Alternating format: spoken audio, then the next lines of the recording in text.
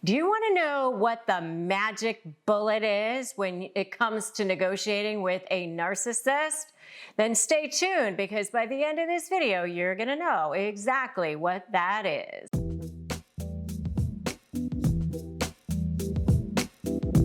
Hi, I'm Rebecca Zung, and I've been recognized as one of the top 1% of attorneys in the country, and I've written a couple of best-selling books, Negotiate Like You Matter and Breaking Free, a step-by-step divorce guide, and I've helped millions of people with negotiating with narcissists. Yep, that's what I do. I teach people how to get what they want, how to create strategy, tactics, leverage in dealing with the most toxic personalities on the planet. And if you are ready to win, if you are ready to feel powerful, if you are ready to shift that dynamic with that narcissist, then go ahead and subscribe to my channel and hit the notification bell. That way you'll get notified every time I upload new content. And hey, it's free, so why not do it? All right, so let's talk about that magic bullet. When you are dealing with a narcissist in a negotiation setting, it feels impossible, doesn't it? Doesn't it feel like, oh my God, why do they always win? Why do they always get away with things? So one thing I do want to say about getting away with things is, when you say that, number one, it kind of assumes, by the way, that there's sort of this magic person or power that should be overseeing everything. And the only person that has any power over somebody is a judge. That's the only person who has the power to say, you are ordered to do this, and if you don't do this, something bad is going to happen to you. Lawyers don't have that power. Police don't really have that power. Police can arrest people, but even once they're arrested, they end up having to end up in court, and then a judge will decide what happens to them. So regardless of whatever the situation is, the only people who have power to order people to do things are judges. That's it, no one else. And so the power that lawyers have is in getting people in front of judges and persuading judges that the law says that this is what should happen to this person, and asking the judge to render that order. And then judges take all the information together, they listen to the facts, the evidence, they gather all the stuff, they take it under consideration once it's submitted to them, and they render an order. And then whatever the order says, and at that point, people have the ability to appeal it, or ask it to be set aside, or ask for a rehearing, or a reconsideration, or whatever. But that's what happens. So when you say, oh, how are they getting away with it? It really is just because they kind of can, until you get it in front of the judge and get the judge to say this is what should happen. Or you can use your magic bullet. And the magic bullet is your leverage. And how do you create that leverage? Well, let's talk about that. So when you are dealing with a narcissist, they are driven by one thing. Come on, you know what it is. Say it with me. Yup, narcissistic supply. That's what they're dealing with. That's the only thing they care about. And if you want to know more about narcissistic supply and leverage, you can definitely check out my video on creating leverage. But I'm going to talk more about that here too. Now, I also have a video on narcissistic supply. You should check that out. Narcissistic supply is what feeds that narcissist. It is the only thing they care about. They are literally on the hunt, constantly praying. And I don't mean this kind of praying. I don't mean the one with the A, I meant the one with the E, They're predators. They need to go after you. Whoever it is, whoever's near them, they need to suck as much narcissistic supply from every person and every event that they possibly can. They have no inner sense of value. Zero. So therefore, all of it has to come from the external for them. They're like slapping it on like lacquer, you know, and they are trying to like pretend that they are this big person on campus, the VIP, the most important, because they don't feel any sense of value on the inside. So it all has to come from the outside. And so that's what narcissistic supply is. That's the key. That's the magic bullet. That's where you have to go if you want to create leverage. All right. So in my Slay program, I talk about leverage. I talk about developing a super strong strategy, which is what S stands for. I talk about creating invincible leverage, which is what your L is. Anticipating how the narcissist is going to behave and staying 2 steps ahead of them and staying, hey, instead of being behind all the time, being ahead. That's the A. And Y is focusing on you, your case, your position. So important. You don't want to be constantly on the defensive. You want to be on the offensive.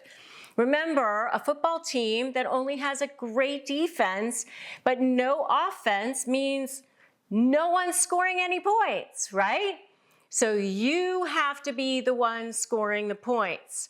And how you do that is going on the offensive, creating that strategy, creating that leverage, creating that magic bullet. And if you want that magic bullet in your negotiations, I want to see magic bullet in the comments right now. So how do you do that? So one of the things that you've got to understand when it comes to leverage with a narcissist is that there are hierarchies of supply when it comes to narcissists. Some narcissists are driven by certain things. Some narcissists are driven by other things. But there's always going to be a hierarchy of it. Certain forms of supply are definitely going to be worth more to them than other forms of supply. Certainly how they look, their reputation, all of those things are always going to be high levels of supply. And as well as other forms of supply that mean more to them, such as somebody who's more prestigious, or a friendship with somebody who's more powerful, something like that. Those things mean a lot to the narcissist, and they'll protect those things at any cost.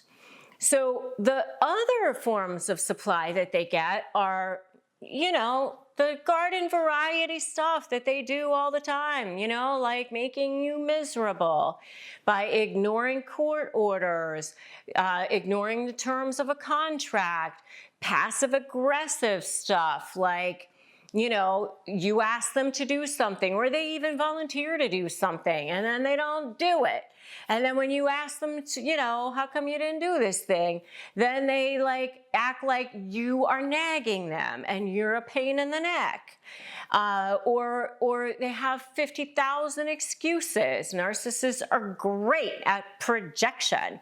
And if you want to fight back against narcissistic projection, you should definitely check out my video on narcissistic projection. But that's what you're going to get, because they get supply from that. Narcissists love making you miserable, seeing you squirm, manipulating you, putting fear in you, making you feel out of control. They love that. So, you know, and by the way, they lose control sometimes too.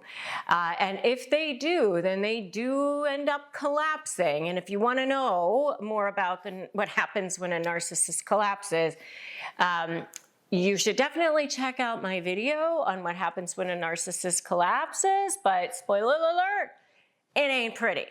All right, I'll just say that right now. It ain't pretty, but it does happen. And when you are negotiating with them, you want to get them to a point where they're nervous that their supply source, the one that means more to them to retain, is going to be threatened in some way. Now, you don't actually take it away. That's the key. Unless you have to. Unless you have to. You have to be ready to go forward with your threats, by the way.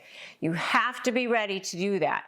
But the sweet spot is in threatening that source where they feel that you really are going to go forward with what it is that you're saying you're going to do.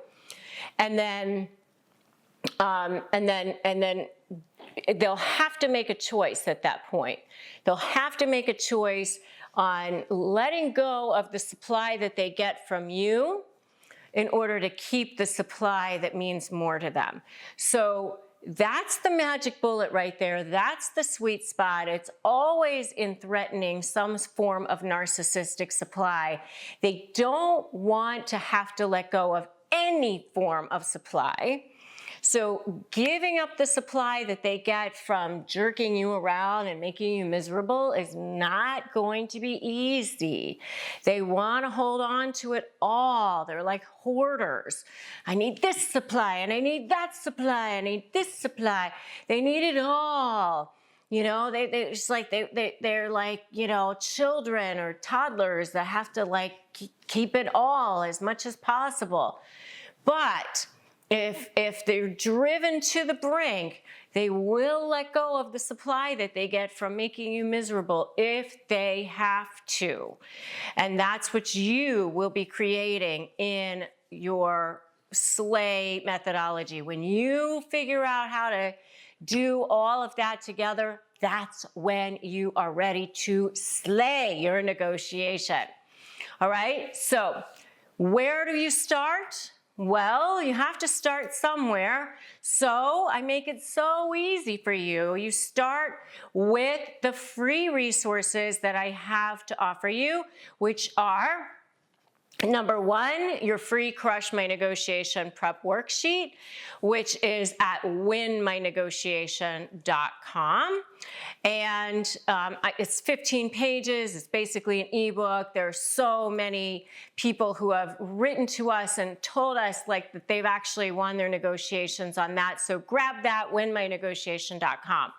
Also, feel free to please join us in my free private Facebook group, which is Narcissist Negotiators with Rebecca Zung.